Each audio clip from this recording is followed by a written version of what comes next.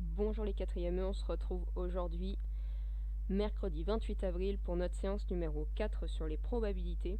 Donc dans un premier temps, on va corriger l'exercice numéro 11 que vous aviez à faire pour aujourd'hui. Ensuite, vous chercherez l'activité numéro 3 qui s'appelle à la carte et vous vérifierez votre travail avec la correction. Ensuite, on complétera un petit point de leçon, ce sera la notion 30, utiliser des événements contraires. Et puis pour mettre tout ça en application, vous me chercherez l'exercice numéro 12 et vous vérifierez votre travail avec la correction. Alors on commence par corriger l'exercice que vous aviez à faire pour aujourd'hui, donc le 11. On présente à Maëna 2 sachets d'autocollants. Vous avez un premier sachet où vous avez 7 autocollants dorés et 5 argentés, et un deuxième où 10 autocollants dorés et 6 argentés, pardon. Dans quel sachet Maëna doit-elle piocher pour avoir le plus de chances d'avoir un autocollant doré? Donc ce qu'il faut faire, c'est qu'il faut calculer la probabilité d'avoir un autocollant doré dans le premier sac et dans le deuxième sachet. Et vous regardez quelle est la probabilité la plus grande.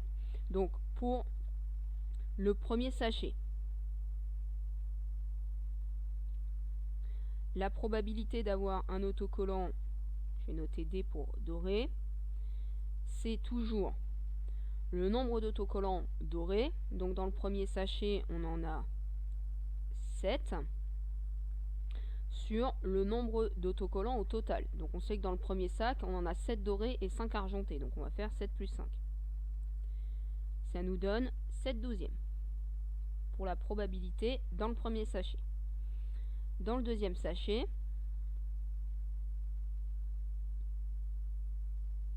même chose. Je vais mettre D1 et D2 pour pas les confondre. On vient repérer de la même façon le nombre d'autocollants dorés.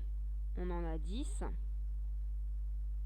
Et on vient diviser par le nombre d'autocollants au total. Donc on en a 10 dorés et on en a 6 argentés. Donc au total 16. On peut simplifier la fraction parce qu'on voit qu'ils sont tous les 10 et 16 sont tous les deux des pairs ou des multiples de 2. Donc c'est 5 huitièmes. Et ensuite, il faut comparer ces deux fractions. Ça pour savoir laquelle est la plus grande. 7 douzièmes et 5 huitièmes. Donc je vous rappelle que pour comparer deux fractions, il faut trouver un dénominateur commun. Un dénominateur commun à 12 et 8, c'est 24.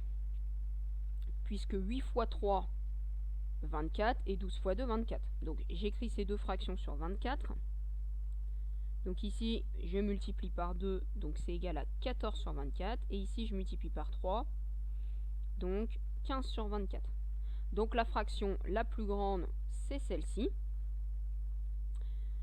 Donc conclusion, Maëna doit piocher dans le deuxième sachet.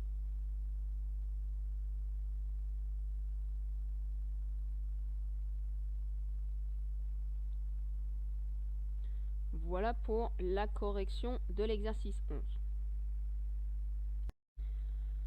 Donc dans la séance d'aujourd'hui, on va aborder une nouvelle notion. Donc pour cela, vous allez chercher l'activité numéro 3 qui s'appelle à la carte. Donc je vous laisse lire et chercher l'ensemble de l'activité. Attention, hein, l'expérience de base, elle est juste composée des 5 cartes que vous avez en photo. Il n'y en a pas d'autres, hein, c'est pas un jeu classique. Je vous laisse répondre à chacune des questions et puis quand vous avez terminé cette activité, vous remettez la vidéo en mode lecture.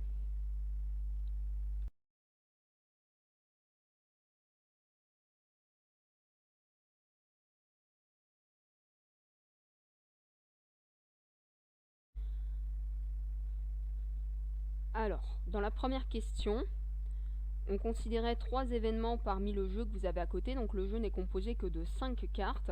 Vous avez l'événement A qui est la carte tirée est noire, l'événement B, la carte tirée est un As, et l'événement C, la carte tirée est un 9. Donc j'espère que la première question ne vous a pas posé de problème. Normalement, elle n'aurait pas dû vous en poser.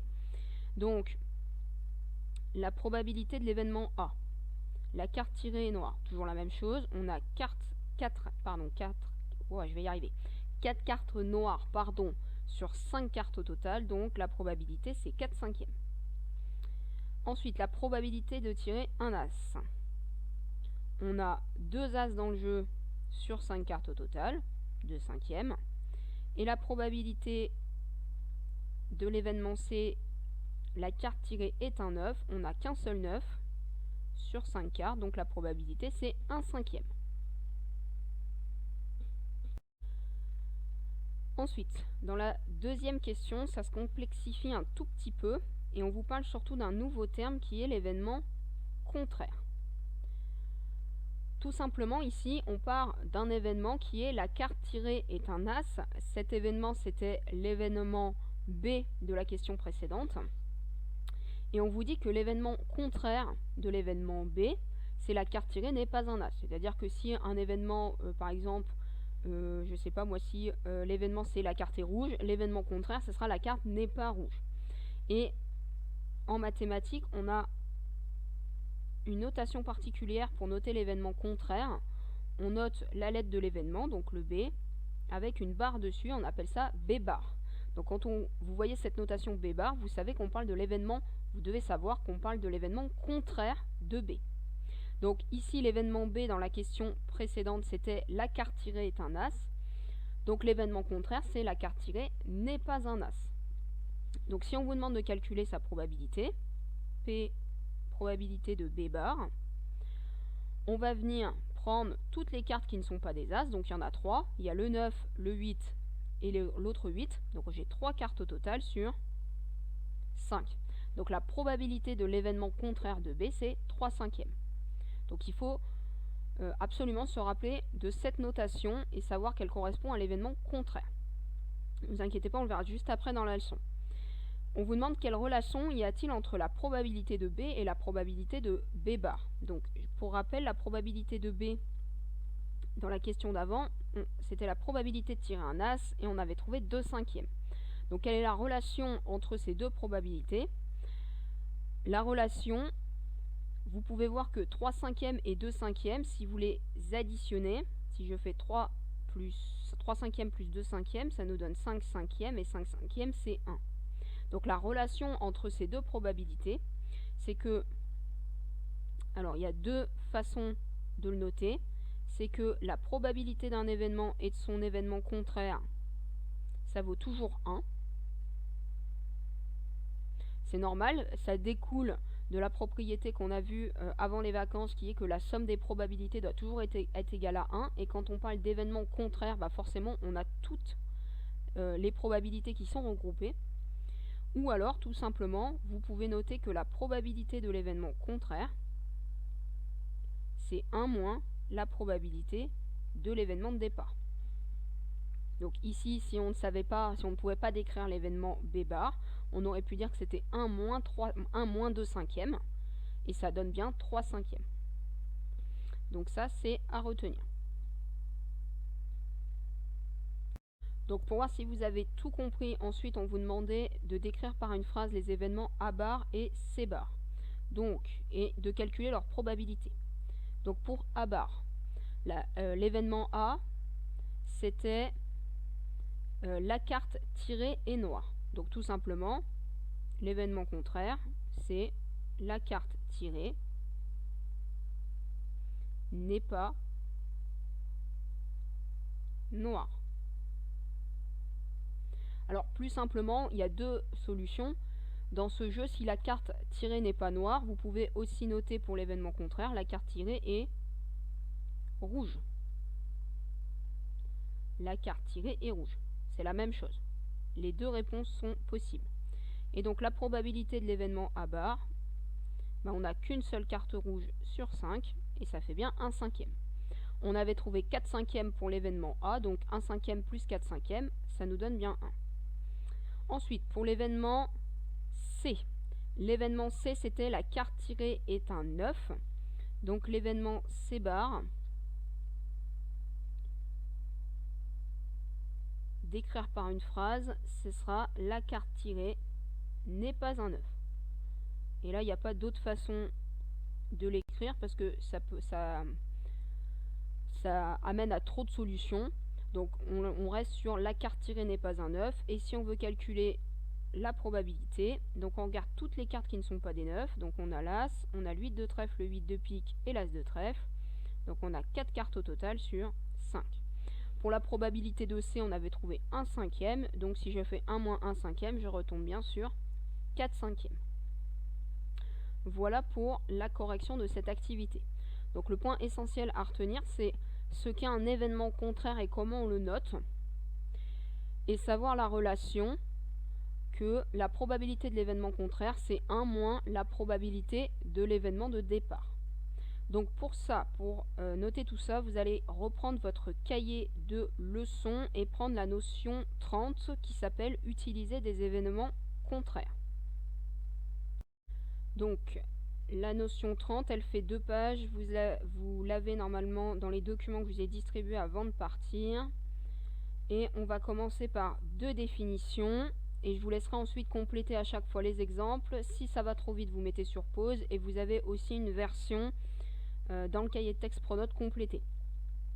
Donc définition. On va voir 2 définitions importantes. Ce qu'est un événement impossible et un événement certain. Alors on en a déjà parlé avant les vacances. Un événement impossible, c'est un événement qui ne peut jamais se réaliser quel que soit le résultat de l'expérience aléatoire. Exemple. On a vu un exemple dans les corrections d'exercices qu'on a faites lundi. Vous aviez dans le tout premier exercice, on choisit au hasard un français et il mesure 4 mètres. Ça, la probabilité c'est 0, c'est un événement impossible. Ensuite, vous avez l'événement certain. Un événement certain, c'est un événement qui se réalise toujours, quel que soit le résultat de l'expérience. Donc comme il se réalise toujours, sa probabilité vaut 1. Vous aviez en exemple aussi dans ce qu'on a vu hier, par exemple, on obtient un numéro inférieur à 10 quand on lance un dé cubique équilibré. Ça, on est sûr que ça va se réaliser, donc l'événement, on l'appelle certain. Donc il faut absolument connaître par cœur ces 2 définitions et ces 2 mots de vocabulaire, l'événement impossible, l'événement certain. Je vous ai remis 2 petits exemples en dessous, donc vous pouvez compléter. On lance un dé à 6 faces, on regarde le numéro de la face du dessus. Donc par exemple, obtenir un 7, c'est un événement impossible. Cet événement n'est réalisé par aucune issue de l'expérience. Exemple que je vous ai cité tout à l'heure, obtenir un numéro inférieur à 10, mais ça pourrait être inférieur à 9, inférieur à 10 000. Ça, c'est un événement certain, puisque comme le numéro qu'on peut obtenir, c'est forcément entre 1 et 6, ça veut dire que cet événement est réalisé quelle que soit l'issue de l'expérience. Donc ensuite, cette propriété est aussi à connaître par cœur. La probabilité de l'événement impossible, c'est 0, et la probabilité de l'événement certain, c'est 1. On enchaîne avec ce qu'on a vu précédemment dans l'activité, l'événement contraire. L'événement contraire d'un événement A est l'événement qui se réalise chaque fois que A n'est pas réalisé. Il est réalisé par toutes les issues qui ne réalisent pas l'événement A. Et surtout, on le note à barre. Donc il faut connaître cette notation. Donc ça, pareil, à savoir par cœur. Un exemple. Au grenier se trouve un carton contenant des boules de Noël. Vous avez 3 boules rouges, 2 boules vertes et 4 bleues. Marina monte au grenier et prend une boule au hasard dans le carton pour décorer son sapin. Si on s'intéresse à l'événement A qui va être obtenir une boule bleue, l'événement contraire qu'on va noter à barre, ce sera ne pas obtenir une boule bleue. Et on peut aussi l'écrire, ne pas obtenir une boule bleue dans notre situation, dans notre exercice, ça veut aussi dire obtenir une boule rouge ou obtenir une boule verte. Donc il faut savoir décrire un événement contraire par une phrase, ça c'est quelque chose qu'on va vous demander. Ensuite, dernière page de leçon. Donc, dernière page de leçon sur les probabilités et de notre leçon numéro 30. À savoir par cœur, la somme des probabilités d'un événement et de son contraire vaut 1. Pareil, c'est ce qu'on vient de voir dans l'activité, c'est-à-dire que la probabilité de A plus la probabilité de l'événement contraire vaut 1. Ou, on peut aussi le noter, la probabilité de l'événement contraire égale à 1 moins la probabilité de l'événement A. Donc avec l'exemple qu'on avait auparavant avec les boules dans le carton de Noël au grenier, la probabilité que Marina prenne une boule bleue, c'était notre événement A. On a 4 boules bleues au total sur 3 plus 2 plus 4 boules au total dans le carton, donc la probabilité de l'événement A, c'est 4 sur 9. Donc si on veut calculer la probabilité de l'événement contraire, c'est-à-dire ne pas avoir une boule bleue ou avoir une boule rouge ou verte, on vient faire 1 moins la probabilité qu'on a obtenue pour l'événement A, 4 neuvièmes, et 1 moins 4 neuvièmes, c'est 5 neuvièmes. Donc la probabilité que Marina ne prenne pas une boule bleue, c'est égal à 5 neuvièmes. Donc les points essentiels à retenir sur cette leçon, c'est savoir qu'est-ce que c'est un événement impossible, un événement certain, connaître leur probabilité, donc savoir que l'événement impossible, sa probabilité est forcément 0, l'événement certain, sa probabilité est 1, savoir décrire un événement contraire et savoir que la probabilité d'un événement plus la probabilité de son contraire, ça vaut toujours 1. Voilà les points essentiels qu'il faut retenir sur cette leçon. Donc pour terminer la séance, vous allez me chercher l'exercice numéro 12 pour vous entraîner sur ces histoires d'événements et d'événements contraires. Donc vous cherchez l'exercice et quand vous avez terminé, vous remettez en mode lecture pour obtenir la correction.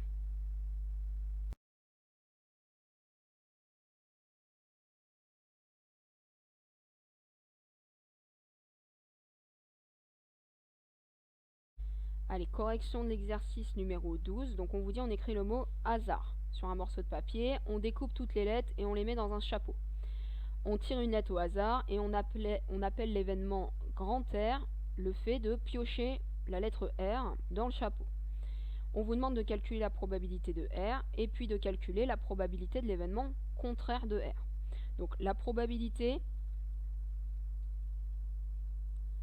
d'obtenir la lettre R. Dans le mot hasard, il n'y a qu'un seul R.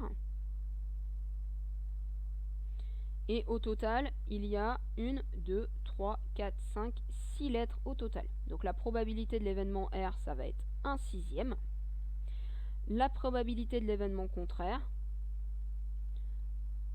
Donc si l'événement R, c'est obtenir la lettre R, ça veut dire que l'événement contraire, c'est ne pas obtenir la lettre R. Donc il y a deux possibilités. Soit vous utilisez le fait que la probabilité de l'événement contraire, c'est 1 moins la probabilité de R. Donc 1 moins 1 sixième. Et ça nous donne 5 sixièmes. Ou tout simplement, vous pouvez dire, la probabilité de ne pas obtenir un R, on a 5 lettres qui ne sont pas des R sur 6, donc 5 sixièmes. Voilà pour la correction de cet exercice numéro 12. Alors c'est la fin de cette séance, donc elle est un peu plus longue que d'habitude. Donc pour lundi 3 mai, vous allez me chercher uniquement l'exercice numéro 13. Pas besoin de me l'envoyer, vous le faites dans votre cahier d'exercice et on le corrigera lundi.